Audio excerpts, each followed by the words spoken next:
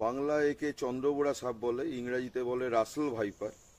এর যে ভেনামের ক্যারেক্টারিস্টিক সেটা হচ্ছে হেমোটোটক্সিক।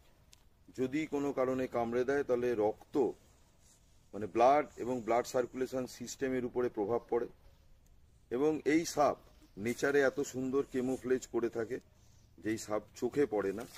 কিন্তু সাপ কামড়ানো তাদের বিন্দুমাত্র উদ্দেশ্য না, কারণ হচ্ছে আত্মরক্ষার জন্যই সাপ কামড়ায় এবং উইদাউট প্রভোকেশন সাপ কামড়ায় না। কবিতা মল্লিক, এনার বর্তমান বয়স হচ্ছে 62। 18 বছর বয়সে এনাকে এই চন্দ্রবোড়া সাপ কামড়েছিল। কামড়াবার পর 10 বছর পর থেকে ওনার স্কিনে দেখুন কি ধরনের সমস্যা হচ্ছে, এবং এটা সারা শরীর জুড়ে এই স্কিন এরকম হয়ে যাচ্ছে। এবং কি হচ্ছে, শীতকালে প্রচণ্ড চুল করছে এবং তাতে তেল মাখতে হচ্ছে, এবং গরমকালে হচ্ছে, শীতকালে বেশি হচ্ছে, এবং এতটাই আপনার স্কিনটা ড্রাই হয়ে যাচ্ছে যা মানে তেল না মাখলে কোনোভাবেই থাকতে পারছেন না উনি।